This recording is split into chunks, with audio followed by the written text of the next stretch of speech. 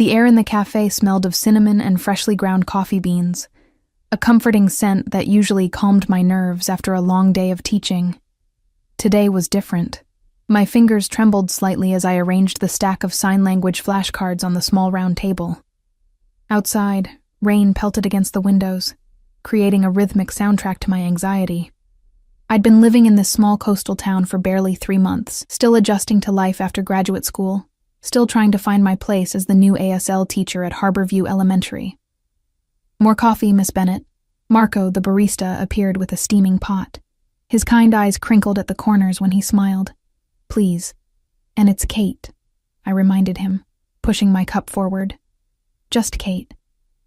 "Of course, Miss Kate," he replied with a wink, filling my cup before shuffling away. I sighed and returned to my flashcards. The last bell of my Friday afternoon had rung 3 hours ago, but I still had weekend lesson plans to create.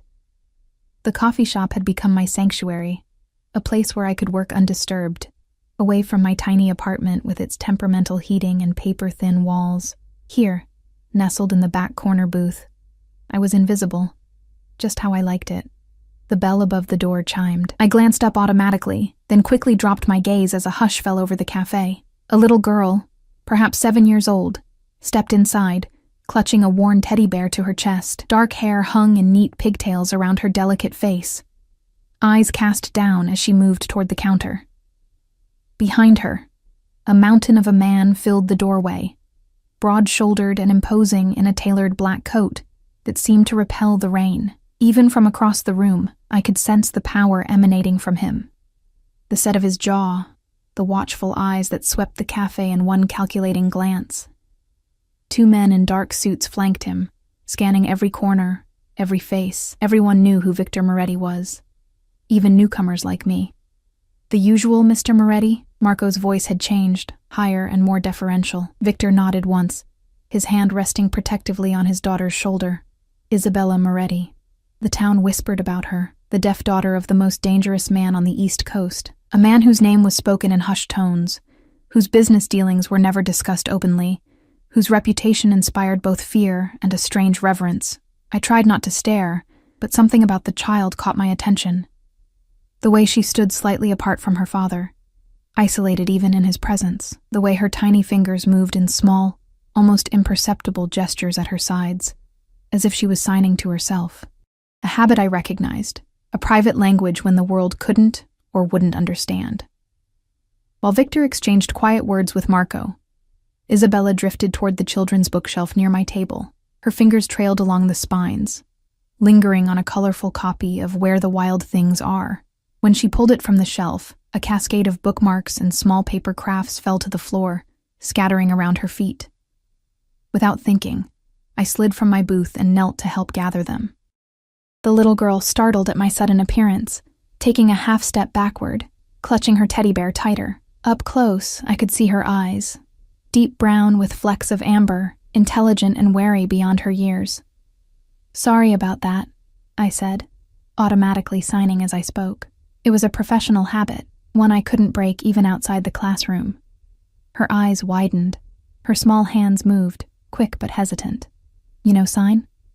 I nodded, gathering the last of the bookmarks. "I teach ASL at the school. I'm Kate." I kept my sign simple, clear, at a child's level. The change in her face was immediate, a smile that transformed her entire demeanor, like sun breaking through clouds. "I'm Isabella. No one here talks with hands except Mrs. Parker, and she's old and boring." I laughed, forgetting for a moment where I was and who was watching. Old like dinosaur old or just grown-up old? I signed with exaggerated expressions.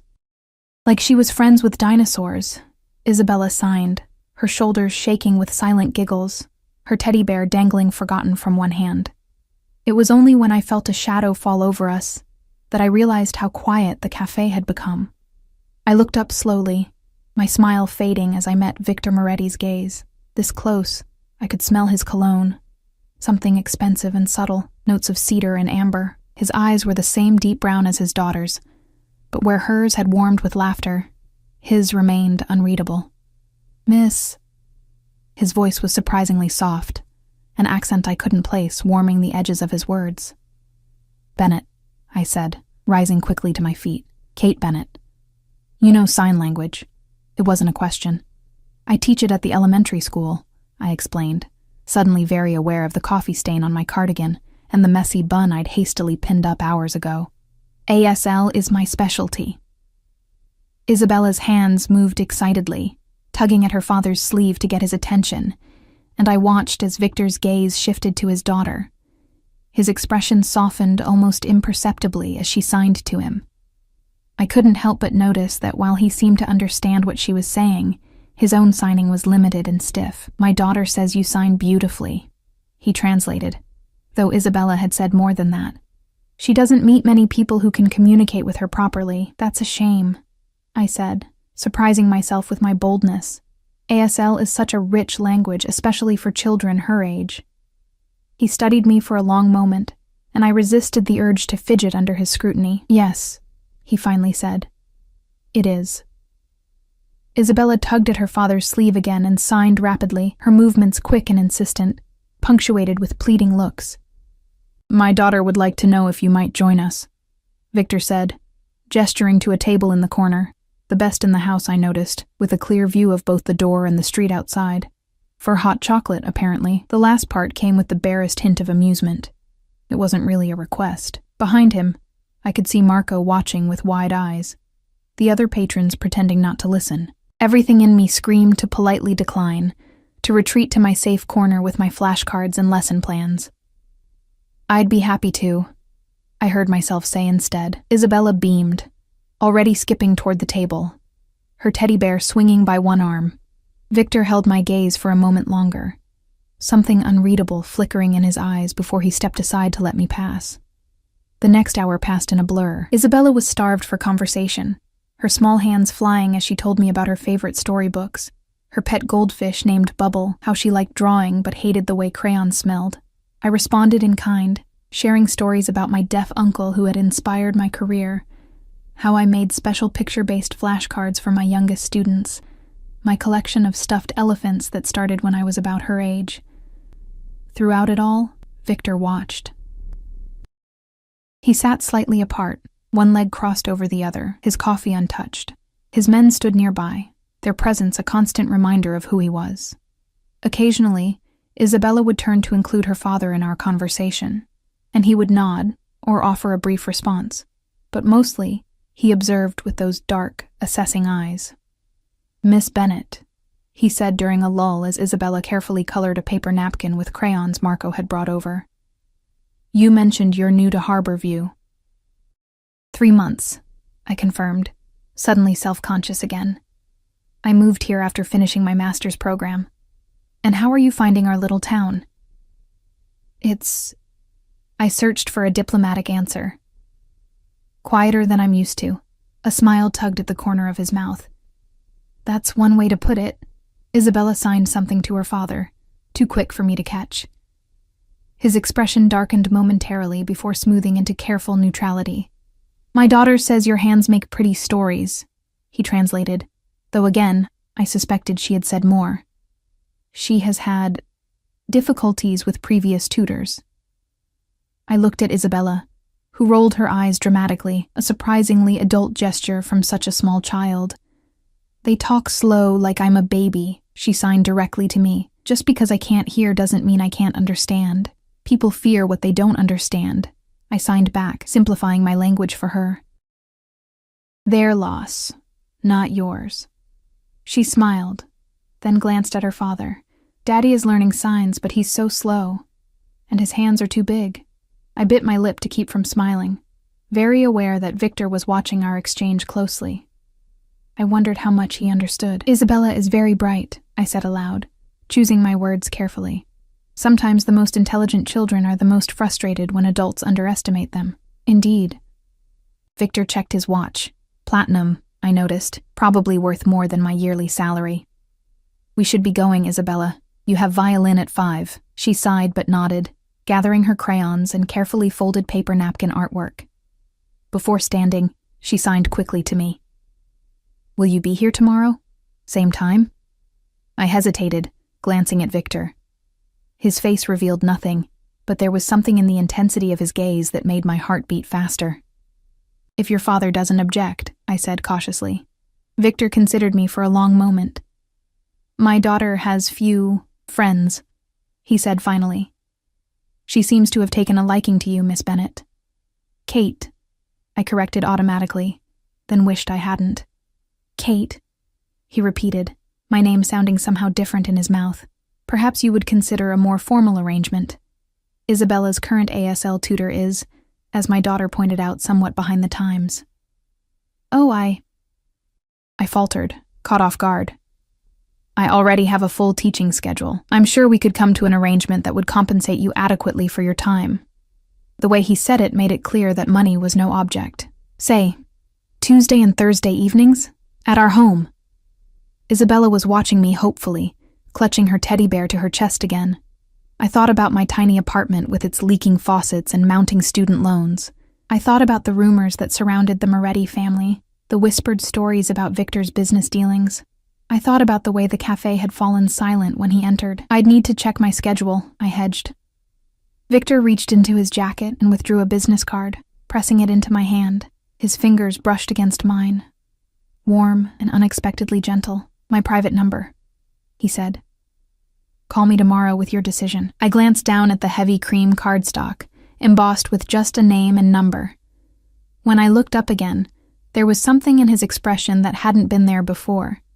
A subtle intensity that sent a shiver down my spine. Isabella tugged at my sleeve to get my attention. "Please say yes," she signed, her small face earnest. "I get lonely in that big house." I smiled at her. "I'll think about it," I promised. Victor helped his daughter into her coat, his movements careful and protective. He retrieved a small pink backpack, which Isabella slipped onto her shoulders, the teddy bear's head poking out from the top. Before they left, he turned back to me. "Until tomorrow, Kate," he said, my name again sounding like something precious in his mouth. It wasn't a question. I watched them leave, Victor's hand engulfing his daughter's tiny one, the two bodyguards falling into step behind them. Through the window, I saw him lift Isabella into a sleek black car, raindrops beating on its polished surface. Marco appeared at my elbow, collecting the empty cups with trembling hands. "You should be careful, Miss Kate," he whispered, glancing nervously at the door. "Mr. Moretti isn't a man to be trifled with." "I was just being kind to his daughter," I said defensively. Marco's expression was pitying. "No one just is anything with the Morettis. Everything comes with a price." I thought about the business card burning a hole in my palm, the intensity in Victor's gaze, the hope in Isabella's eyes. "I'm just a teacher," I said, more to myself than to Marco. What could he possibly want from me? But as I gathered my flashcards and prepared to brave the rain, I couldn't shake the feeling that I had just stepped into something much bigger than myself. A world with rules I didn't understand, and dangers I couldn't begin to imagine. And worse, some small, reckless part of me wanted to know more. I pulled my coat tighter around me and stepped out into the storm, the wind immediately whipping my hair across my face. As I hurried toward my apartment, I couldn't help glancing over my shoulder, half expecting to see the black car following me through the rain-slicked streets. Tomorrow, I would have to make a decision. Tonight, I already knew what my answer would be. Sleep didn't come easily that night. I tossed and turned, Victor Moretti's business card on my nightstand like a silent accusation. By morning, dark circles shadowed my eyes, and my decision felt no clearer in the harsh light of day. I made coffee and carried it to my tiny balcony, watching the town come to life below me. Harborview was a contradiction, picturesque seaside charm on the surface, with undercurrents of something darker. In my 3 months here, I'd learned that certain businesses never seemed to struggle, certain officials looked the other way, and Victor Moretti's name was synonymous with both fear and respect. Yet no one ever spoke directly about what he did. His official business was real estate development, but the whispers suggested his true empire extended far beyond property. I ran my thumb over the embossed lettering on his card. What was I getting myself into? My phone rang, startling me from my thoughts. Unknown number. "Hello?" I answered cautiously. "Miss Bennet." Victor's voice was unmistakable, even through the phone. "I hope I'm not disturbing your Saturday morning." I glanced at the clock. 9:07 a.m. No, I was just having coffee. Good. I realize I put you on the spot yesterday. Isabella hasn't stopped talking about you. Or signing, rather. There was a warmth in his tone when he mentioned his daughter. She's been up since dawn asking when she can see you again. I wondered if you might join us for lunch today. See the house, meet Isabella's current tutor, get a better sense of what the position would entail. My heart hammered against my ribs. I haven't decided yet. Of course. This is merely an opportunity for you to gather more information before making your decision. His tone was reasonable, but I sensed the steel beneath the velvet. My driver can collect you at noon. Not a request. I don't think... Kate. My name again, in that way that made it sound like something else entirely. Please. It would mean a great deal to Isabella. I closed my eyes, knowing I was making a choice that could change everything. Fine. Noon. Excellent. My driver will need your address. I gave it to him, then ended the call, my hands shaking slightly. What had I just agreed to? The next few hours passed in a blur of nervous energy. I changed outfits 3 times, settling on dark jeans and a soft blue sweater that my mother always said brought out my eyes. Professional, but not stuffy. At precisely noon, a text alerted me to a car waiting outside. I expected the black sedan from yesterday. Instead, a sleek, silver Bentley idled at the curb, drawing curious stares from my neighbors. The driver, a stern-faced man with military posture, opened the door for me. Miss Bennett, he nodded. I'm Ray. Mr. Moretti sent me. The interior smelled of leather and subtle cologne. As we pulled away from my apartment building, I noticed the partition between the front and back seats, the tinted windows that made me feel both protected and trapped. Is it far? I asked, trying to break the silence. About 20 minutes, Ray answered, eyes on the road. Mr. Moretti's estate is just outside town. Estate, of course. We drove along the coast before turning onto a private road that wound uphill through dense pines. The trees eventually gave way to manicured grounds, and my breath caught as the house came into view. House was an understatement. The Moretti residence was a sprawling stone mansion overlooking the ocean, with floor-to-ceiling windows that caught the midday sun. Ray pulled up to the entrance, where Victor himself waited on the steps. He wore charcoal slacks and a crisp white shirt, open at the collar, more casual than yesterday, but no less intimidating. Kate, he smiled, extending his hand to help me from the car. His palm was warm and dry against mine. Thank you for coming. It's quite a place, I said, unable to keep the awe from my voice as I looked up at the mansion. It's home, he replied simply, guiding me inside with a light touch at the small of my back. The interior was just as impressive. Soaring ceilings, marble floors, art that looked museum-worthy. But there was warmth, too. Unexpected touches like worn leather sofas and framed children's artwork that spoke of a real home, not just a showcase. Isabella is waiting in the garden, Victor said, leading me through the house. She's been talking about you nonstop since yesterday. Something in his voice made me glance up at him. You really care about her. His expression softened. She is everything to me. We stepped through French doors onto a stone terrace. Beyond, elaborate gardens stretched toward the cliff edge, where the property met the sea. Isabella sat at a wrought iron table, swinging her legs that didn't quite reach the ground.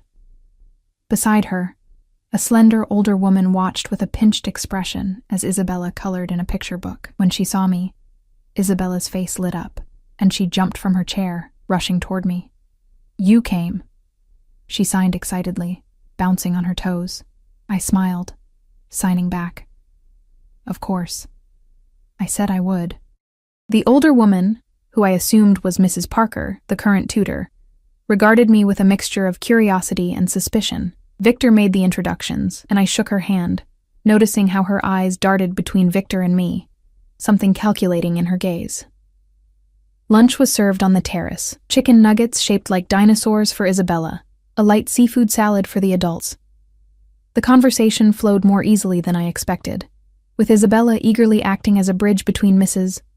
Parker and me, her signing simple but expressive. Miss Bennett, Mrs. Parker said during a lull, I understand you're quite new to Harborview. Just 3 months, I confirmed. And you've come alone? No family in the area?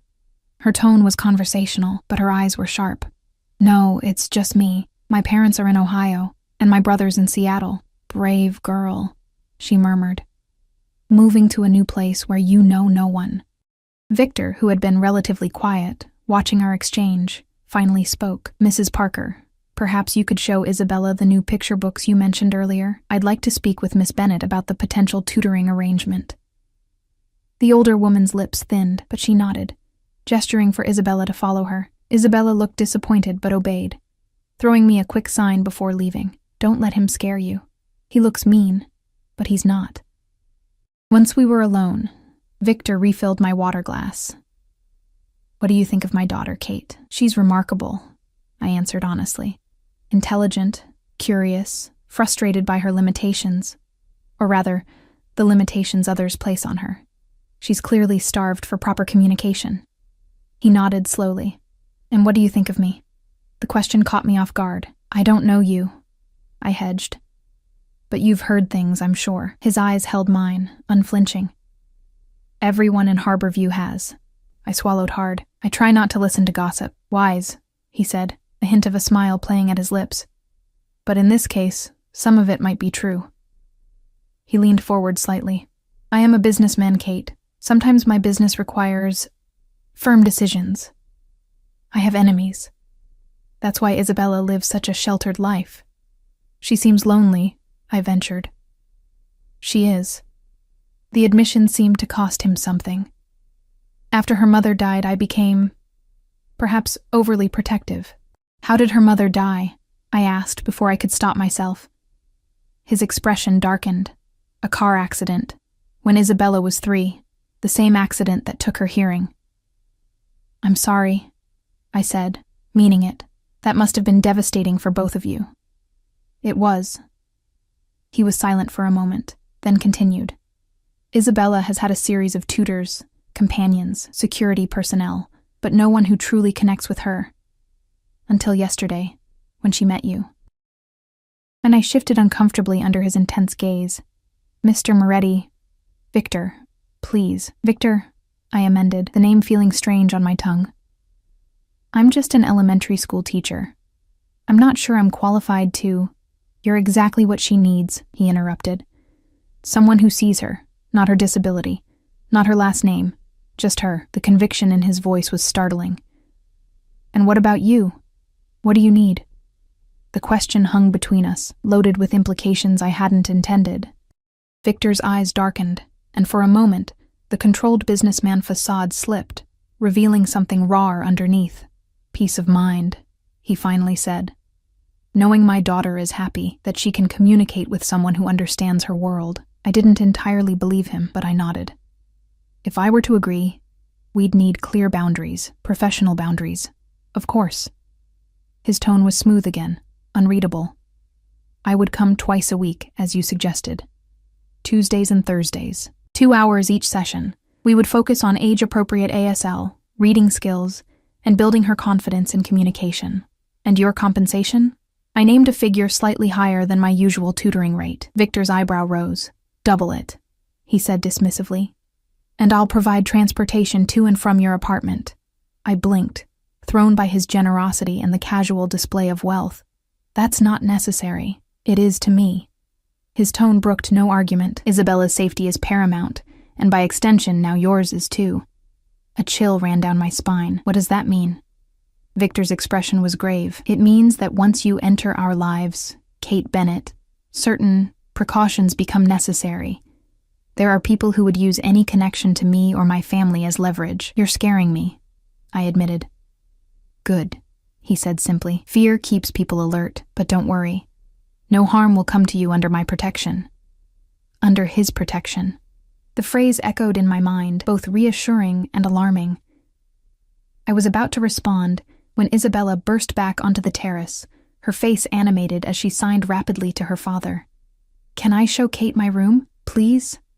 I want to show her my dollhouse. Victor's stern expression melted at his daughter's enthusiasm. If Miss Bennett has time, he replied, signing along with his words. though his movements were still awkward compared to Isabella's fluid grace. "I'd love to see it." I signed directly to Isabella, whose smile widened. She grabbed my hand, pulling me to my feet with surprising strength for such a small child. Victor watched us, something unreadable in his expression, as his daughter led me away. Isabella's bedroom was a little girl's paradise. A canopy bed with twinkling fairy lights, bookshelves filled with colorfully illustrated stories, and a dollhouse that was an exact replica of the mansion itself. Stuffed animals occupied every available surface, and a violin case rested carefully on a special stand. "This is my favorite," she signed, showing me a worn teddy bear. "His name is Mr. Whiskers. He's deaf like me." "Nice to meet you, Mr. Whiskers," I signed solemnly, shaking the bear's paw. Isabella giggled silently. "Daddy got me the dollhouse for my birthday. Look, there's even a tiny me." She pointed to a small doll with dark pigtails sitting at a miniature piano. "Do you play piano too?" I asked, noticing the music theme. Her face clouded slightly. "Mommy played piano. I play violin because I can feel the vibrations here." She touched her chest. "Daddy says music is in our hearts, not just our ears." The simple wisdom of her words caught me off guard. I was about to respond when I realized we weren't alone. Victor stood in the doorway, watching us with that same intense gaze. How long had he been there? Isabella noticed him too and signed something that made him chuckle, a deep, warm sound that transformed his face. "What did she say?" I asked. "She said I'm hovering like a helicopter," he translated, moving into the room. "Perhaps I am." "Daddy's afraid you'll run away if he doesn't watch you every second," Isabella signed cheekily. I felt heat rise to my cheeks. "I'm not going anywhere," I said, signing simultaneously. "At least not until we finish exploring this amazing dollhouse." Victor's phone buzzed, and his expression darkened as he read the message. "I'm afraid I need to take care of something," he said, his tone shifting to something colder. "Isabella, show Kate around if she likes. I'll join you shortly." He left with purposeful strides, already dialing a number. Isabella rolled her eyes. "Daddy's phone is always ringing," she signed with the dramatic exasperation only a child could muster. "Always working, working, working. Important man?" I signed back, raising my eyebrows questioningly. She hesitated, then signed, "Scary man to bad people, but good daddy to me." I nodded, unsure how to respond to that honest assessment. Isabella's hands moved again. "So, will you be my teacher?" Looking into her hopeful eyes, I knew I couldn't refuse. Despite the warnings, despite the rumors about her father, despite my own better judgment, I nodded. "Yes," I signed. "I'll be your teacher." Her joy was radiant, and she threw her arms around me in an impulsive hug. Over her shoulder, I saw Victor had returned to the doorway. Our eyes met, and something passed between us, an understanding, an acknowledgement of the invisible thread that now connected us. I had just entered the Moretti world. I had no idea how deeply I would become entangled in it, or how impossible it would become to leave. That Tuesday, I arrived for my first official session with Isabella. Ray picked me up in the now familiar Bentley, and I noticed something different, a small but unmistakable bulge beneath his jacket, a gun. The realization sent ice through my veins, making the dangers Victor had hinted at suddenly very real. At the mansion, Isabella waited eagerly in a sunny room that had been set up as a child-friendly learning space, complete with a small table and chairs, colorful posters of the ASL alphabet, and shelves of picture books. For 2 hours, we worked on storytelling in ASL, acting out The Three Little Wolves and the Big Bad Pig, a twist on the classic that had Isabella dissolving into silent giggles. Victor appeared briefly, watching our interaction with evident satisfaction before excusing himself for business calls. As Ray drove me home afterward, I noticed him taking an unusual route, doubling back several times. When I questioned him, his answer was chilling. "Making sure we're not followed, Miss Bennett." Standard procedure. I sank back into the leather seat, reality crashing down around me. What had I gotten myself into, and why, despite everything, was I so eager to return on Thursday to see those small hands fly in conversation and that innocent face light up with understanding? The weeks fell into a rhythm. Twice a week, Ray would collect me in the Bentley, and for 2 precious hours, Isabella and I would dive into a world of language and imagination. She was a brilliant child, eager to learn, quick to grasp new concepts, endlessly curious. We moved beyond formal lessons into genuine friendship, our hands flying in conversations that ranged from fairy tales to the names she'd given all 27 of her stuffed animals. Victor remained an enigmatic presence on the periphery of these sessions. Sometimes he would observe silently from the doorway. Other times he would join us briefly, his signing improving steadily under his daughter's patient coaching. "No, Daddy, your fingers go like this," she would correct him, manipulating his much larger hands with her tiny ones. Occasionally, he would be absent entirely, away on business trips that Isabella referred to cryptically as grown-up stuff. After each lesson, there would be dinner. Chicken fingers and carrot sticks cut into stars for Isabella, elaborate meals for the adults served in the formal dining room where I felt perpetually underdressed, despite upgrading my wardrobe with my generous tutoring fees. Victor always insisted I stay, and I found it increasingly difficult to refuse, not because I feared his reaction, but because I craved these glimpses into their world. Isabella's animated stories, the rare moments when Victor's guard lowered, and I caught glimpses of the man beneath the fearsome reputation. It was during the 3rd week that things began to shift. I was teaching Isabella about poetry in ASL, how rhythm and movement could make a simple nursery rhyme come alive, when I felt Victor's presence. I glanced up to find him watching us from the doorway, his expression unusually soft. "Don't stop on my account," he said, entering the room. "It's beautiful to watch." Isabella beamed at her father's praise. "Kate is teaching me to sign Twinkle, Twinkle, Little Star," she explained, her fingers dancing through the air. Victor took a seat across from us. "Show me," he requested. I hesitated, suddenly self-conscious. "It's meant for children, please," he insisted gently. Taking a deep breath, I began to sign the simple rhyme, my movements flowing from one phrase to the next, fingers twinkling like stars, hands rising and falling with the melody that Isabella could not hear but could feel, through the rhythm of the signs. When I finished, Isabella clapped her hands excitedly. Victor's eyes hadn't left my face. "Remarkable," he murmured. "I've never seen signing as art before." Something warm unfurled in my chest at his words. "It is art," I said. "One of the most expressive languages in the world, even for something as simple as a nursery rhyme." "You've given my daughter a gift," he said, his voice low and intense. "One I could never provide." Isabella glanced between us, a small smile playing at her lips. "I need to go potty," she signed with the directness of a child, and slipped from the room before either of us could respond. Alone with Victor, I became acutely aware of the space between us, the heavy silence, the way his eyes held mine. "Your daughter is extraordinary," I said, to break the tension. "Yes," he agreed. "She takes after her mother in that way." Juliana was luminous. It was the first time he'd mentioned his late wife by name. "You must miss her very much." A shadow crossed his face. "Every day. But especially when I see how Isabella struggles in a world that doesn't understand her." He leaned forward slightly. "Until you came along." "I'm just doing my job," I said, though we both knew it had become more than that. "No," he countered. "You've become important to her, to both of us." My heart stuttered. "Victor." "Have dinner with me," he interrupted. "Not here, not with Isabella, just the 2 of us." "I don't think that's appropriate," I said carefully. "I work for you." "Is that all this is?" His voice was soft but penetrating. "A professional relationship?" I stood abruptly, gathering my teaching materials. "It has to be, for Isabella's sake if nothing else." Victor rose too, moving with that fluid grace that belied his size. "Kate," he said, close enough now that I could smell his cologne. "We both know this isn't just about Isabella anymore."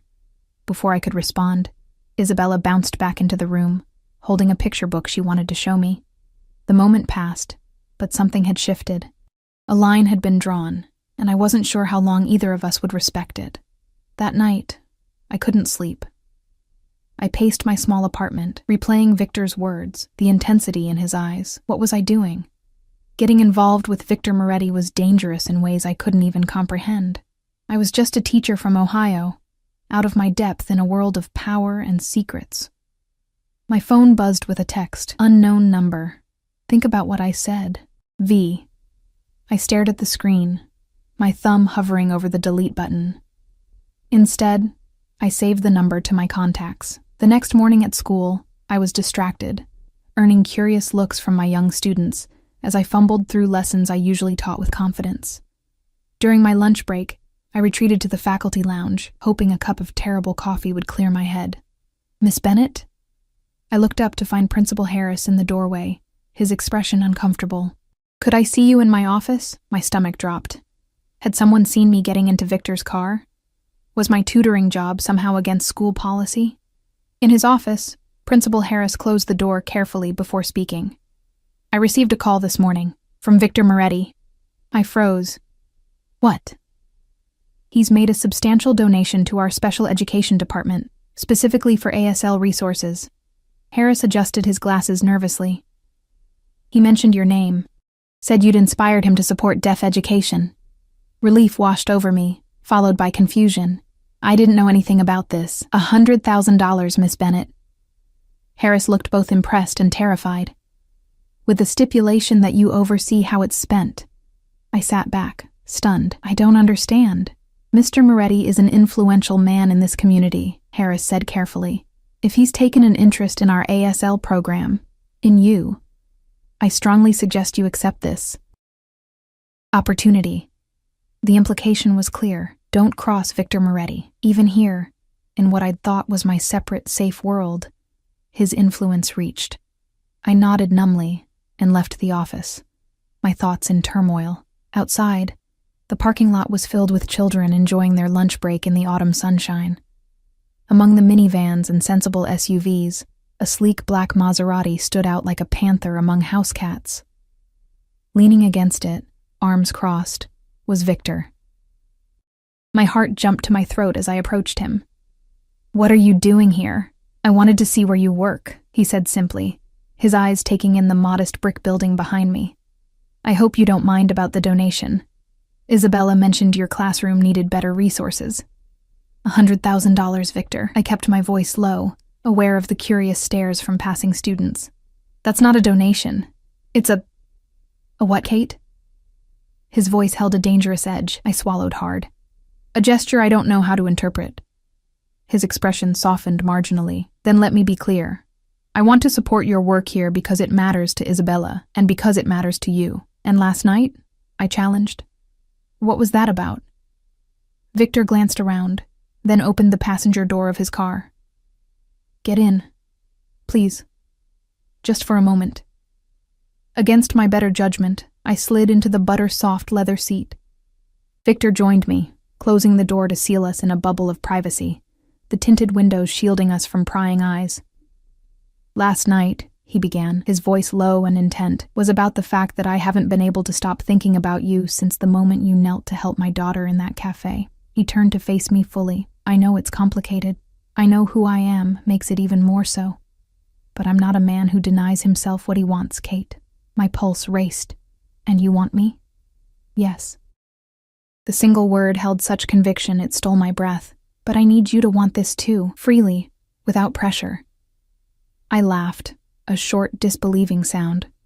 "How is that possible? You're my employer. You've just donated a fortune to my school. The power imbalance here is—" "Then quit," he interrupted. "Stop tutoring Isabella. I'll withdraw the donation, level the playing field. And hurt your daughter in the process?" I shook my head.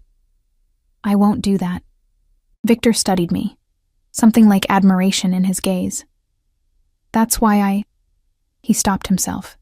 "That's why you're different. You put her first." The air between us felt charged, heavy with unspoken words. Victor reached out, his fingers brushing a strand of hair from my face with surprising gentleness. "One dinner," he said softly, "away from Harborview, where no one knows us. No expectations, no pressure. Just dinner." I should have said no. Everything in me knew that crossing this line would change my life irrevocably. But the truth was, It had already changed the moment I'd knelt to help Isabella with those fallen bookmarks. One dinner, I agreed.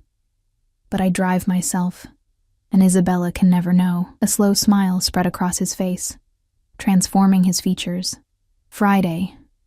I'll text you the details. I nodded and reached for the door handle. Before I could exit, Victor's hand covered mine. Kate, he said, his voice a low rumble. Thank you. For what? I wasn't sure. For agreeing to dinner? For tutoring his daughter? For seeing him as more than the dangerous man everyone whispered about? Perhaps all of those things. I slipped out of the car and hurried back toward the school building, feeling his eyes on me until I disappeared inside. Friday arrived with a mixture of anticipation and dread churning in my stomach. Victor's text had been cryptic. An address in Portland, an hour away, and a time. 8 p.m. I'd agonized over what to wear before settling on a simple black dress that had hung unworn in my closet since graduate school. The drive to Portland gave me time to reconsider, to turn around, to make the sensible choice. I didn't. The address led me to a discreet restaurant tucked away on a side street, the kind of place with no sign, just a numbered door and a well-dressed doorman who asked for my name. Catherine Bennett, I said, using my full name, wondering if I'd be on the list. The doorman nodded immediately. Mr. Moretti is waiting for you.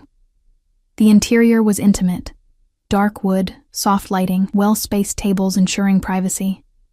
Victor rose as I approached, and for a moment I saw him through fresh eyes.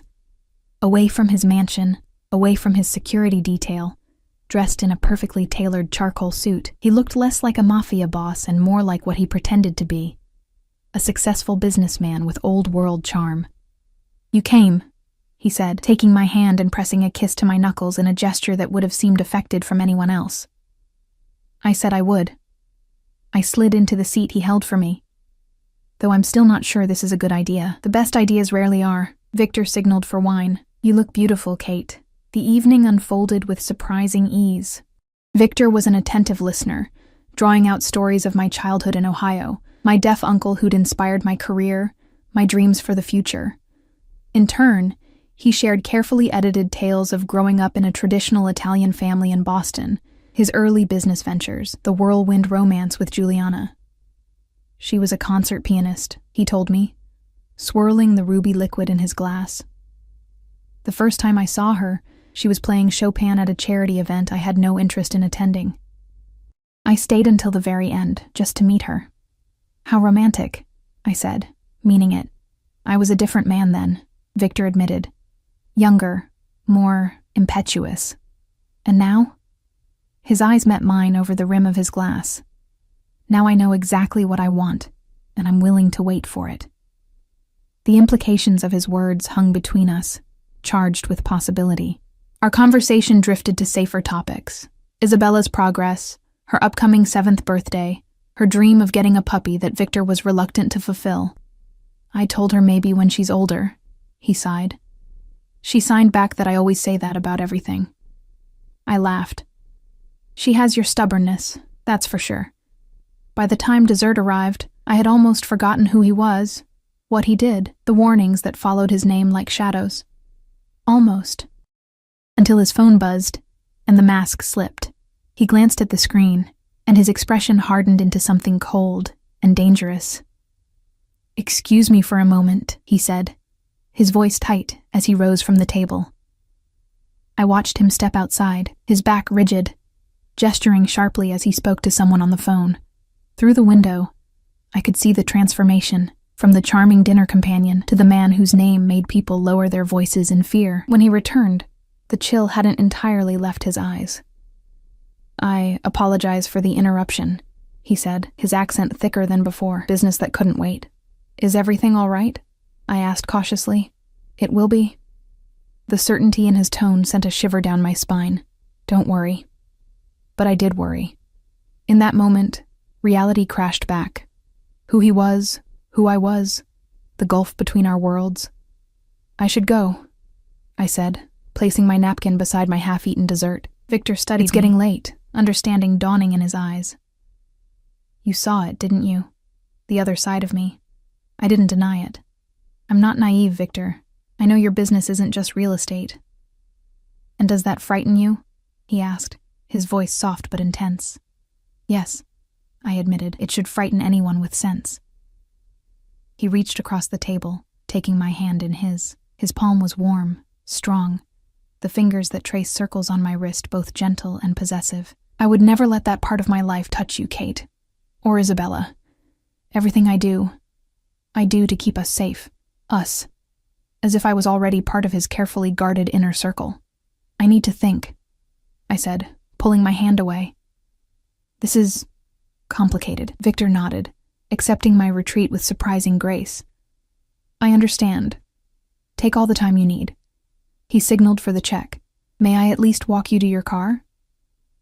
Outside, the night air was crisp with approaching winter. Victor placed his jacket around my shoulders, the fabric still warm from his body, his scent enveloping me. We walked in silence to my car, parked a block away. Thank you for dinner, I said, fumbling with my keys, suddenly nervous.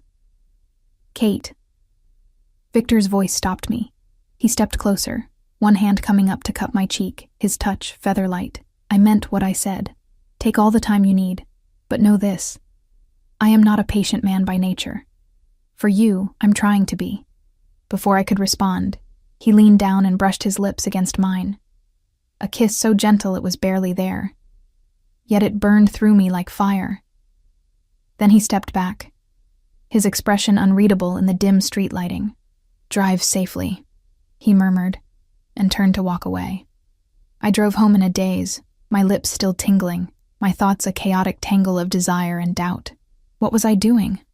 Getting involved with Victor Moretti was like stepping willingly into quicksand. Each move only pulled me deeper. As I approached my apartment building, a flicker of unease traveled down my spine. Something felt wrong. The street was quieter than usual, the shadows deeper. I parked and hurried to the entrance, keys clutched in my hand like a weapon. The feeling intensified as I climbed the stairs to my third-floor apartment. The hallway was silent, but I couldn't shake the sensation of being watched. With trembling fingers, I unlocked my door and stepped inside, immediately reaching for the light switch. Nothing happened. The power was out. Heart pounding, I fumbled for my phone, activating the flashlight. The beam cut through the darkness, illuminating my living room, and the man sitting calmly in my reading chair. "Hello, Miss Bennett," he said, his voice carrying a faint accent different from Victor's. "We need to talk about your new friend." I froze, my phone slipping from suddenly nerveless fingers.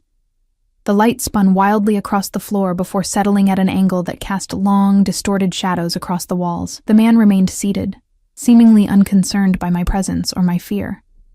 "Who are you?" My voice emerged as a whisper. "What do you want?"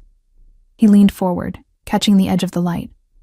I could make out an expensive suit, a lean face with sharp features, dark eyes that assessed me coolly. "My name is Alessio Ricci. As for what I want, information, Miss Bennett, about Victor Moretti." My hand inched toward my purse, where my pepper spray hung from the side pocket. "I don't know anything." "Please." Disdain dripped from the word. "We've been watching you. The devoted teacher who spends evenings at the Moretti estate, who drives to Portland for private dinners with Victor." He made a tisking sound. "You know more than most. If you've been watching me, then you know Victor's people are probably watching too." I tried to keep my voice steady, grasping for confidence I didn't feel. "They'll be here any minute." Alessio smiled thinly. "No, they won't. Victor's security detail is currently occupied with an incident across town. Quite unfortunate timing for you." A chill ran through me. This had been planned, coordinated. "What do you want from me?" I repeated, my mind racing. "To deliver a message," Alessio said, rising to his feet with fluid grace. He was taller than I'd initially thought, moving with the same predatory confidence I'd observed in Victor. "Victor Moretti has taken something that belongs to me. I want it back." "I don't know what you're talking about." "No?" He moved closer, and I stumbled back against the door. "The shipping containers from the port of Newark.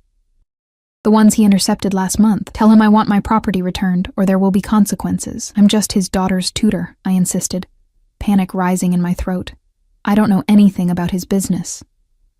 Alessio's hand shot out, gripping my chin with surprising strength. forcing me to look at him. Then perhaps you should ask yourself what kind of man you're getting involved with, Miss Bennet. What kind of world you're stepping into. His fingers tightened painfully.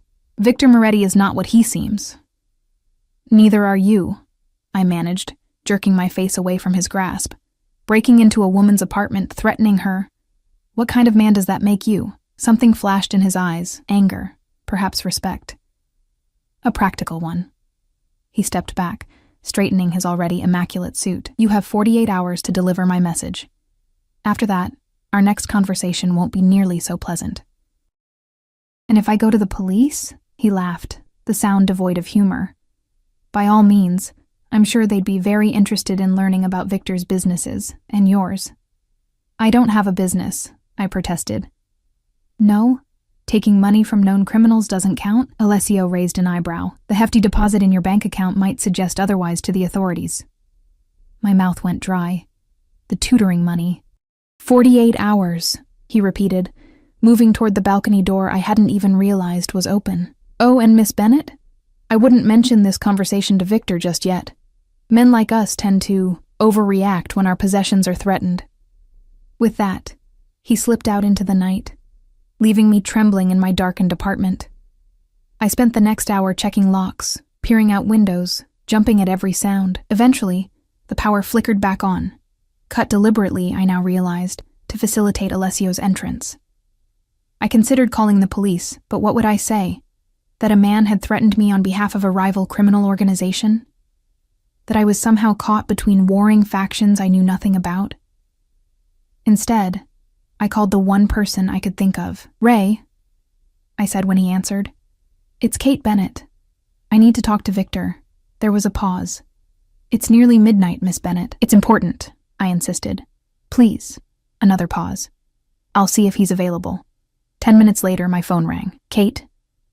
Victor's voice was alert, concerned. What's wrong? I opened my mouth to tell him everything, then hesitated, remembering Alessio's warning. I think someone broke into my apartment. Are you hurt? The question was sharp, urgent. No, I'm fine. Nothing seems to be missing. The power was out when I got home, but it's back on now. I'm sending Ray to you. Right now. Pack a bag. What? No, I don't. This isn't a discussion. Victor cut me off, his tone brooking no argument. You're not staying there tonight, or any night until I've had the place secured. Victor, that's not necessary. Kate. My name was a command, a plea. Please. I closed my eyes, torn between relief at not having to spend the night alone and fear of being drawn deeper into Victor's world. Where would I go? To the house. We have plenty of room. His voice softened. Isabella will be delighted to have you so close. Isabella. I hadn't even considered how this might affect her, how my growing involvement with her father might change our relationship. Okay, I agreed finally. Just for tonight. Ray will be there in 20 minutes. True to his word, Ray arrived promptly, his expression grim as he escorted me to the waiting car, eyes constantly scanning the street. This time, I noticed the gun openly holstered beneath his jacket. Mr. Moretti is waiting for you, he said as we pulled away from my apartment building.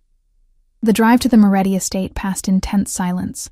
I stared out the window at the darkened landscape, wondering how my life had changed so dramatically in such a short time. 6 weeks ago, I'd been a normal elementary school teacher, my biggest concern whether my students would master fingerspelling. Now, I was being whisked away in the middle of the night by a Mafia boss's security detail after being threatened by his rival. Victor met us at the door, his face tight with controlled anger. Are you all right? He asked, taking my overnight bag from Ray and dismissing him with a nod. I'm fine, I insisted, just rattled. He guided me inside with a gentle hand at the small of my back. The house was quiet, most of the lights dimmed for the night. Everyone's asleep, he explained, leading me upstairs, including Isabella. We can talk in my study. Victor's private study was exactly as I'd imagined it, leather-bound books, a massive desk of polished mahogany, the faint scent of cigars and whiskey hanging in the air. He poured 2 drinks from a crystal decanter, pressing one into my hand. "Tell me exactly what happened," he said, his voice controlled, but with an undercurrent of danger. I took a sip of the amber liquid, welcoming the burn. "Not much to tell. I came home, the power was out, and I felt like something was wrong." I hesitated, then opted for a half-truth. "I think someone had been in my apartment, but they were gone by the time I arrived." Victor studied me, his eyes dark and penetrating. "You're not telling me everything." "I'm tired," I deflected. "It's been a long day." He took a step closer, one hand coming up to cup my cheek. "Kate," he said softly, "if someone threatened you because of your connection to me, I need to know." I pulled away, moving to the window that overlooked the moonlit gardens. "What exactly do you do, Victor? And don't say real estate." There was a long silence. When I turned back, his expression had closed, becoming the mask I recognized from our first meeting. "My business is complicated," he said carefully. "Is it illegal?" Another pause. "Some aspects exist in gray areas." "Gray enough that men might break into my apartment?" I challenged. "Gray enough that your 7-year-old daughter needs armed guards to go to the park?" "The world is dangerous, Kate," Victor said, his voice hardening. "I do what's necessary to protect what's mine." "I'm not yours," I shot back. Something flashed in his eyes. Possessiveness, determination. "Aren't you?" The question hung between us, loaded with implications. Before I could respond, Victor closed the distance between us in 2 swift strides. This time, there was nothing gentle about his kiss. It was demanding, consuming, his hands tangling in my hair, his body pressing mine against the window. And God help me, I kissed him back with equal fervor. Weeks of tension and attraction exploding between us. When we finally broke apart, both breathing hard, Victor rested his forehead against mine. "I want you to stay," he murmured. "Not just tonight. Here, with us, where I can keep you safe." "I can't just abandon my life," I protested, though the words lacked conviction. "My job, my apartment. Why not?" His hands framed my face, his gaze intense. "What's keeping you there, Kate? A rented apartment? A job where you're underpaid and underappreciated?" "It's my life," I insisted. "I built it myself." "Build a new one," Victor urged. "Here, with Isabella." A pause. "With me." The offer was tempting, more than tempting, but something held me back. "I need to know the truth first, about what you do, about who you are." Victor stepped away, running a hand through his hair in a rare gesture of frustration. "Some truths are dangerous, Kate." "So is ignorance," I countered. "I'm already involved, whether you tell me or not. I deserve to know what I'm walking into." He studied me for a long moment, then nodded once. "Very well. But not tonight. Tomorrow, after you've rested. I'll show you what you want to know." It was more than I'd expected. "Thank you." Victor led me to a guest suite down the hall from Isabella's room, a luxurious space with a 4-poster bed and an adjoining bathroom bigger than my entire apartment. "Try to sleep," he said, lingering in the doorway. "We'll talk in the morning." After he left, I sat on the edge of the bed, my head spinning. 48 hours, Alessio had said. I had until tomorrow night to deliver his message. And tomorrow, Victor would show me the truth about his business. A truth I both craved and dreaded. Sleep came fitfully, haunted by dreams of shadowed men and veiled threats. I woke to sunlight streaming through unfamiliar windows and the sound of eager knocking at my door. "Come in," I called, sitting up and pushing tangled hair from my face. Isabella burst in, still in her pajamas, pink with unicorns, clutching Mr. Whiskers. Her face was alight with surprise and joy. "You're here," she signed rapidly. "Did you come for a sleepover?" "Sort of," I signed back, smiling despite my exhaustion. "For a little while." Her small face grew serious. "Daddy said there was a problem at your house." "Nothing serious," I assured her, not wanting to worry her. "Just some grown-up stuff." Isabella didn't look entirely convinced, but her natural enthusiasm quickly reasserted itself. "We can have pancakes. Domingo makes the best pancakes."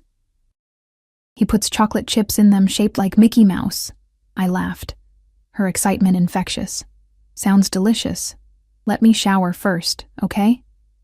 After she left, bouncing out as energetically as she'd arrived, I took advantage of the luxurious bathroom, letting hot water wash away the tension of the previous night. By the time I dressed and made my way downstairs, I felt almost normal again, until I entered the dining room and found Victor waiting with Isabella, his expression grave despite his casual attire. "Good morning," he said, rising as I entered. "I hope you slept well." "As well as could be expected," I replied, taking the seat Isabella eagerly patted beside her. Breakfast was a strangely domestic affair: Mickey Mouse pancakes for Isabella, coffee and pastries for the adults. Isabella dominated the conversation, her hands flying as she told me about her plans for the day, her upcoming ballet recital, her dream of having a puppy, bigger than Mr. Whiskers but smaller than a horse. Victor watched us with an expression I couldn't quite read, pride mingled with something more complex. After we finished eating, he touched Isabella's shoulder gently. "Princess, I need to borrow Kate for a while," he signed. "Grown-up business." Isabella pouted but nodded. "Promise you'll play dollhouse with me later?" She signed to me. "Promise." I signed back, touched by how quickly she'd accepted my presence in her home. Once she had left, skipping away to find her nanny, Victor turned to me. "Are you ready?" I took a deep breath. "As I'll ever be."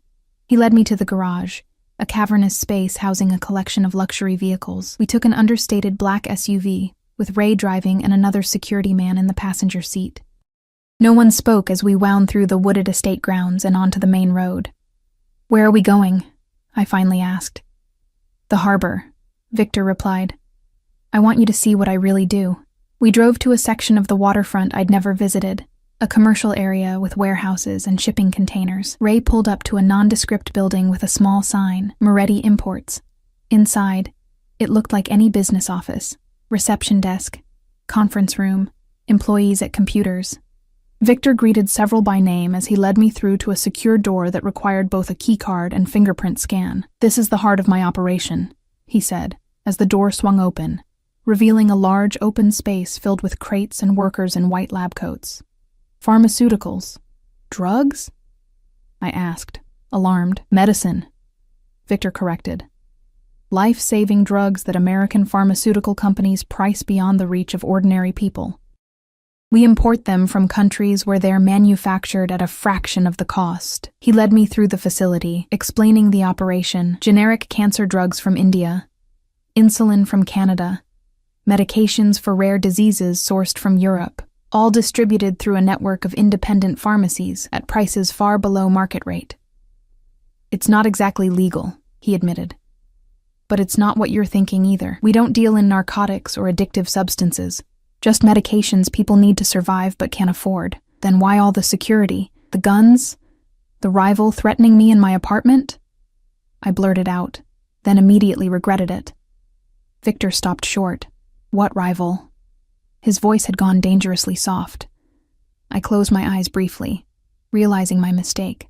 "Last night," I admitted, "there was someone in my apartment when I got home." "Alessio Ricci." Victor's expression transformed, rage flashing across his features before he controlled it with visible effort. "What did he say to you?" There was no point hiding it now. "He mentioned shipping containers from Newark. Said you took something that belongs to him and he wants it back." I swallowed hard. "He gave me 48 hours to deliver the message. And you didn't tell me this last night because?" "He threatened me," I admitted. "Said not to tell you right away because men like you overreact when your possessions are threatened." Victor's jaw tightened. "You are not my possession," he said fiercely. "But you are under my protection, which means Ricci has made a grave mistake." He turned to Ray, who had been following at a discreet distance. "Get the car and call Dominic. Tell him to secure the house and double the guard on Isabella." My heart raced. "Victor, what's happening? Who is this man?" His eyes met mine, and for the first time I saw real fear there. "Alessio Ricci is dangerous, Kate. More dangerous than you can imagine. And he's using you to get to me." "Why? What's in those containers?" Victor hesitated, then seemed to make a decision. "Counterfeit medications. Cheap, toxic imitations of life-saving drugs." Ricci has been flooding the market with them, and people have died. We intercepted his shipment last month and turned the evidence over to the FDA. So you're... What? Some kind of pharmaceutical vigilante? A ghost of a smile touched his lips. Something like that. My father built this business 30 years ago when my mother couldn't afford her cancer medications. After she died, he expanded, helping others. When he passed, I inherited it all. The legitimate businesses, the import operation, and yes, the less savory methods sometimes needed to protect it. The Mafia connection, I said softly. An oversimplification, but essentially correct. Victor took my hands in his. Kate, I need you to understand something. I've done things I'm not proud of. I've hurt people who threaten my family, my business, my community. But everything I do for a reason. I searched his face, trying to reconcile the man before me with the ruthless criminal Alessio had described. Why are you telling me all this? Because I want you in my life, he said simply. In Isabella's life, and I can't ask that of you without honesty. Before I could respond, Ray appeared, his expression grim. Sir, we need to go, now. There's a situation at the house. Victor's face drained of color. Isabella? She's secure, Ray assured him. But Ricci's men have been spotted on the perimeter. Victor was already moving, pulling me along beside him. Change of plans, he told me grimly. We're not going back to the house, not yet. I'm taking you somewhere safe until this is resolved. What about Isabella? I asked, frightened by the urgency in his movements. Dominic will protect her with his life, Victor assured me. But right now you're the more vulnerable target. As we hurried toward the car, a terrible thought occurred to me. Victor, what if this isn't about the medications at all? What if Ricci is using me to draw you out, away from Isabella? Victor stopped short, his expression changing as he considered my words. He pulled out his phone, dialing rapidly. Dominic, status report on Isabella. A pause. Put her on. Another pause. No, I need to speak to her directly. His face went rigid. What do you mean she went to the music room? She's supposed to be with Mrs. Lawrence. The world seemed to slow as Victor lowered the phone, his eyes meeting mine with naked fear. She's gone. The next hour passed in a blur of controlled chaos. Victor transformed before my eyes, his movements precise and lethal as he issued rapid-fire commands into his phone. The security team converged on the SUV, a second vehicle appearing from nowhere, men with guns and earpieces establishing a protective perimeter around us. They've taken Isabella, Victor told me, his voice stripped to its mechanical core. Ricci's men. They breached the east fence line where it meets the cliff. They waited until she went to the music room for her violin practice. The implication hung heavy in the air. There was a traitor somewhere in Victor's organization who knew Isabella's schedule. What do they want? I asked, struggling to keep pace as he guided me through a side entrance of the warehouse to an armored vehicle waiting in a loading bay. Me? Victor answered grimly. Or rather, my territory. Ricci's been trying to expand his operation for years. Isabella is leverage. Oh God. My legs threatened to buckle beneath me. Sweet, innocent Isabella in the hands of men like Alessio Ricci. The image of that small child, unable to hear the danger around her, terrified and confused, was unbearable. Victor's hand gripped my elbow, steadying me.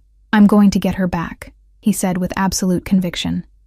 But I need to know you're safe first. I'm coming with you, I insisted. Absolutely not. Victor. I grabbed his arm, forcing him to look at me. Isabella trusts me. She can't hear what's happening around her. She'll be terrified, disoriented. She needs a familiar face, someone who can communicate with her. His jaw worked as he considered my words.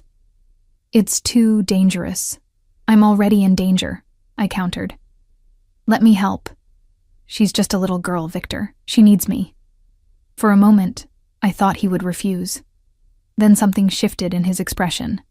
Respect, resignation, determination. Stay close to me, he finally said.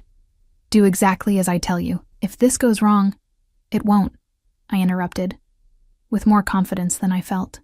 Victor studied me for a long moment, then nodded once. Ray, change of plans. Miss Bennett is coming with us. Get her a vest.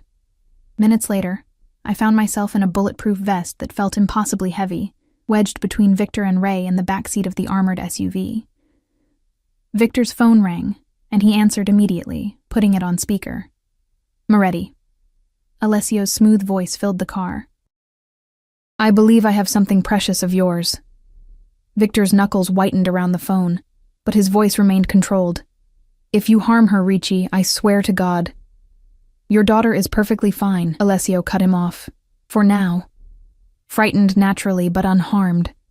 She's quite brave for such a little thing, hasn't cried once, though I doubt she understands what's happening." "What do you want?" Victor demanded. "A fair exchange. Your daughter for my shipment, plus a guarantee that you'll stay out of my territory, including the distribution networks you've been interfering with." "Where?" "The old cannery at the North Pier. 1 hour. Come alone." Victor laughed, a harsh sound devoid of humor. "You know that's not going to happen, Ricci." "Fine. Bring your usual security detail, but no police, no FBI contacts. I know you have them." A pause. "And bring the teacher. Your daughter keeps making these hand gestures we can't understand. Very frustrating for everyone involved." My blood ran cold. Victor's eyes met mine, his expression murderous. "If either of them is harmed," Victor said, his voice deadly quiet, "there won't be a place on this earth where you can hide from me."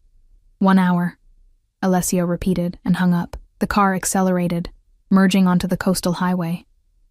Victor turned to me, his expression grave. "This changes everything. He's using both of you now. At least we know Isabella is all right," I said, trying to sound braver than I felt. "For now." Victor's face was like granite. "Kate, I need to prepare you for what's about to happen. These men are dangerous. They won't hesitate to use you against me." "I understand," I said, though in truth I couldn't begin to comprehend the world I'd stumbled into. Victor took my hand, his grip firm. "When we get there, stay behind me at all times. If something happens to me, Ray will get you and Isabella out. No matter what you see or hear, your only priority is getting my daughter to safety." "What about you?" His smile was grim. "I can take care of myself." For the next 30 minutes, Victor transformed the SUV into a mobile command center, conferring with his security team, reviewing blueprints of the abandoned cannery, checking weapons with practiced efficiency. I watched in stunned silence, seeing a side of him I'd only glimpsed before, the tactician, the leader, the man who commanded fear and respect in equal measure. 5 minutes out, Ray announced as we turned onto a deserted industrial road that wound along the coastline. Victor tucked a gun into his waistband, then turned to me. "Last chance to stay in the car," he offered. I shook my head. "Isabella needs me." Something softened in his eyes. He reached out, cupping my face in his hands. "When this is over," he said quietly, "we need to have a serious conversation about your safety and your future." "When this is over," I agreed. The cannery loomed ahead, a hulking silhouette against the darkening sky. 3 black SUVs were already parked outside, men in dark suits standing guard. Our vehicle stopped a careful distance away. "Remember," Victor said as we prepared to exit, "stay behind me. Keep your vest on. If I tell you to run, you run." I nodded, my heart pounding against my ribs. The interior of the cannery was cavernous and dimly lit, the air thick with the lingering smell of fish and sea salt. Our footsteps echoed on the concrete floor as Victor led me forward, his security team fanning out behind us. Ahead, a group of men stood waiting, Alessio Ricci at their center, and beside him, Isabella. She looked tiny and frightened, clutching Mr. Whiskers to her chest. Her dark hair had come loose from its pigtails, and tear tracks stained her cheeks, but she was standing straight, her chin raised in a gesture so like her father's that my heart clenched. When she saw me, her eyes widened, her free hand instinctively lifting to sign before one of Ricci's men gripped her arm, stopping her. "Welcome," Alessio called, his smile not reaching his eyes. "Right on time. As always, Victor. Let her go," Victor replied, his voice carrying in the empty space. "This is between us." "Indeed it is," Alessio agreed. "Business, as they say, nothing personal." His gaze shifted to me. "Miss Bennett, how nice to see you again under better circumstances." Victor's body tensed beside me. "You have my word that you'll get your shipment back," he said, ignoring the pleasantries. "Now release my daughter, and Miss Bennet can take her to the car." Alessio pretended to consider this. "I don't think so. Not yet." He gestured, and one of his men stepped forward, dragging Isabella with him. "First, I need to ensure the shipment is intact, and that your promise to stay out of my territory is sincere." "You have my word," Victor said, his voice hard. "Forgive me if I require something more tangible." Alessio's smile was cold. "A demonstration of good faith, shall we say?" "What kind of demonstration?" Alessio nodded to the man holding Isabella. "Bring her forward." Isabella stumbled as the man pushed her toward the center of the room, her eyes locked with mine, terrified, but trusting. I took an instinctive step toward her, but Victor's arm shot out, blocking my path. "Not yet," he murmured. "A simple exchange," Alessio said pleasantly. "Your daughter for control of the harbor distribution network, everything from Portsmouth to Kennebunk." "That's half my territory," Victor objected. "Our agreement was for the return of your shipment, nothing more." "The agreement has changed," Alessio shrugged. "Consider it the cost of doing business carelessly." His eyes flicked to me, allowing outsiders into your operation, becoming emotionally entangled. Victor's jaw clenched. "The shipment, nothing more." Alessio sighed dramatically. "I was afraid you'd say that." He made a small gesture, and suddenly a gun was pressed to Isabella's head. She flinched, her eyes wide with terror, clutching her teddy bear so tightly that her knuckles went white. "No!" I cried out, lunging forward only to be restrained by Victor's iron grip. "Last chance, Moretti," Alessio called. "The territory or your daughter. Choose." Time seemed to slow. I watched Victor's face, saw calculation and fury warring in his eyes. Then, almost imperceptibly, he nodded, not to Alessio, but to someone behind him. "I choose both," he said calmly. And all hell broke loose. Gunfire erupted from the shadows at the back of the cannery. Alessio's men scattered, seeking cover. The man holding Isabella hesitated for a critical second, long enough for Victor to draw his weapon and fire a single, precise shot. The man crumpled, and Isabella stood frozen, her hands pressed over her ears despite her deafness, a reflexive gesture of fear. "Now!" Victor shouted, pushing me forward. "Get Isabella!" I ran, heart pounding, as bullets ricocheted off metal surfaces around me. Isabella saw me coming and reached out, her teddy bear falling forgotten to the floor as she stretched her small hands toward mine. I caught her, pulled her against me, and turned to retreat, only to find our path blocked by Alessio himself, gun drawn. "Not so fast," he snarled, all pretense of civility gone. "Let them go, Ricci." Victor's voice came from behind me, deadly calm. "It's over. Your men are surrounded." Alessio's eyes darted around, taking in the situation. His men were indeed outgunned, many already subdued by Victor's security team. But he still had his weapon trained on us. "It's never over," he spat. "Not while I'm still standing." What happened next seemed to unfold in slow motion. Alessio's finger tightened on the trigger. Victor shouted a warning. I turned, shielding Isabella with my body, bracing for the impact of a bullet that never came. Instead, there was a different sound, a sickening thud followed by a strangled gasp. I looked up to see Alessio staggering backward, blood blooming across his chest. Behind him stood Mrs. Parker, Isabella's elderly tutor, a smoking gun in her trembling hand. "No one threatens my student," she said with surprising steel in her voice. Victor was beside us in an instant, gathering Isabella into his arms while keeping me tucked against his side. "Are you hurt?" he demanded, eyes scanning both of us for injuries. Isabella shook her head, tears streaming silently down her face. Her small hands flew in frantic signing. "Daddy, Mrs. Parker has a gun." "I know, Princess," Victor replied, signing awkwardly with one hand still holding his own weapon. "She's one of us." I stared at the elderly woman in disbelief. "You work for Victor?" Mrs. Parker straightened her cardigan primly. 27 years, she confirmed. "Before I taught languages, I had a different career entirely." There was no time to process this revelation. Victor was already moving us toward the exit, his security team forming a protective circle around us. "We need to go," he insisted, carrying Isabella, who clung to him like a koala, her face buried against his neck. "The police will be here soon." Outside, the fading daylight seemed impossibly bright after the dim cannery. Victor helped Isabella into the waiting SUV, her small body trembling with delayed shock. As he settled her in the back seat, I retrieved Mr. Whiskers from where he'd fallen, brushing concrete dust from his fur before handing him to Isabella, who clutched him desperately. "Are you all right?" Victor asked me, his hands gentle as they checked me for injuries. "I think so," I managed, though my legs felt like water and my heart was still racing. "Is it over?" "Yes," he promised, pulling me close for a moment. "It's over." In the aftermath, everything moved with dizzying speed. Victor's contacts in law enforcement ensured that the official story painted Alessio Ricci as a pharmaceutical counterfeiter who had kidnapped Isabella in a desperate move after his operation was exposed. His surviving men were arrested, his distribution network dismantled. The truth about Victor's business, about the shootout, about Mrs. Parker's surprising intervention, remained carefully hidden from public view. Isabella recovered from her ordeal with remarkable resilience, though she refused to let Victor or me out of her sight for days.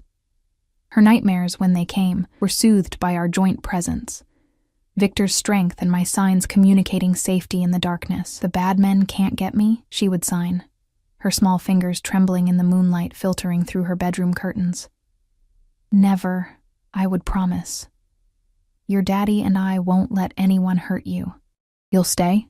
she would ask each night, her eyes wide and pleading. And each night, I would answer, "I'll stay." As for me, I took a leave of absence from Harborview Elementary, moving temporarily into the Moretti mansion for my protection, though we all knew it had become much more than that. My apartment was cleared out, my meager possessions finding new homes in a suite adjoining Isabella's room.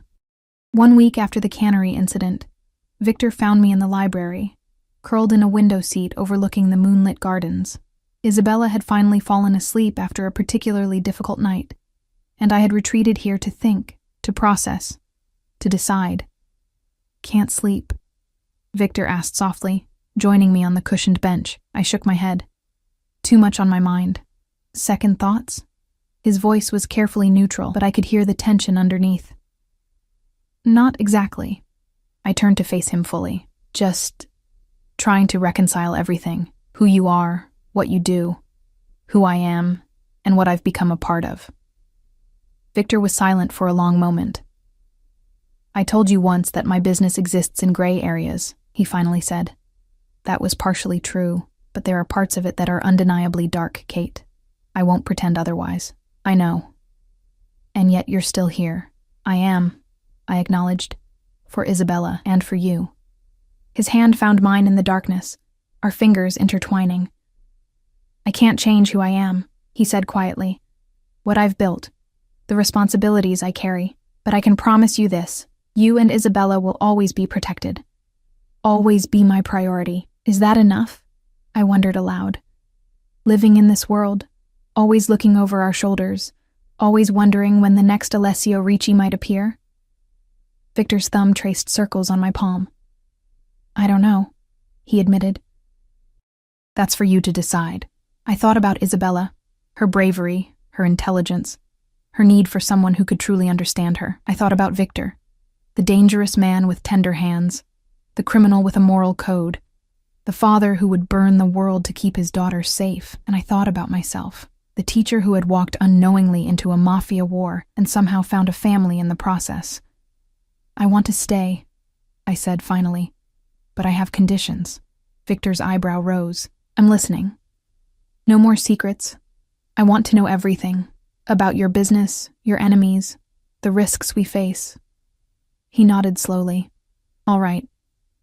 Isabella needs as normal a childhood as possible, real school eventually, not just tutors, friends her own age, with proper security," he qualified, though I could see it cost him.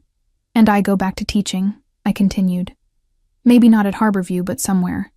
It's who I am, Victor. I can't lose that." He studied me in the moonlight. "Is that all?" I took a deep breath. One more thing. If I'm going to be part of this family, really part of it, then I want it official. No more ambiguity. For the first time since I'd met him, Victor Moretti looked genuinely surprised. Kate Bennett, he said slowly. Are you proposing to me? I laughed, the sound breaking the tension between us. I'm saying that if you were planning to ask, I wouldn't say no. His smile was transformative, years falling away from his face as he pulled me into his arms. I was planning to do this properly, he murmured against my hair. With a ring, on one knee. Since when have we done anything the conventional way? I asked, tilting my face up to his. His kiss was gentle, a promise rather than a demand. When he pulled back, his eyes were serious again. This life won't be easy, Kate. There will always be risks. I know, I said simply. But some things are worth the risk. 3 months later, Isabella stood beside me in the mansion's garden, her small hands moving gracefully as she signed her approval of the simple white dress I wore.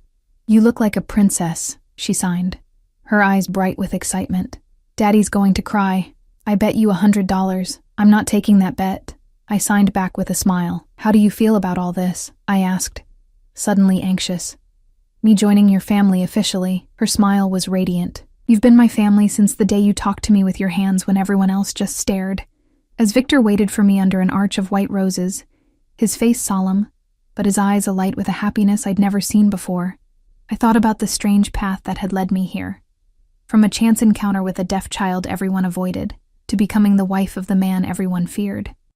Isabella stood between us during the ceremony, serving as both flower girl and ring bearer, her face serious with the responsibility. When it came time to exchange vows, Victor surprised me by signing his along with speaking them. His once awkward movements now fluid and confident after months of practice. Isabella beamed with pride at her father's progress, nodding encouragingly when he hesitated on the more complex signs. Life would never be simple. There would always be dangers lurking at the edges of our happiness, threats that would require Victor to step back into the darker aspects of his world.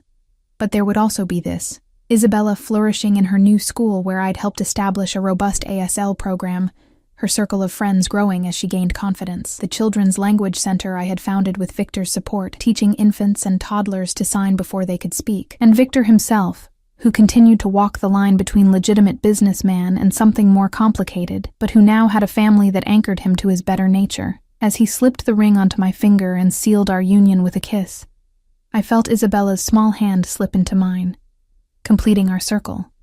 Victor lifted her into his arms, and she signed rapidly. Now we're really a family, forever and ever and ever. Victor translated for the guests, his voice thick with emotion. But I didn't need the translation. I understood her perfectly, just as I had that first day in the cafe when a little girl dropped her bookmarks and I knelt to help her. Whatever came next, we would face it together. The teacher, the Mafia boss, and the deaf girl who had brought us both out of silence into a language all our own.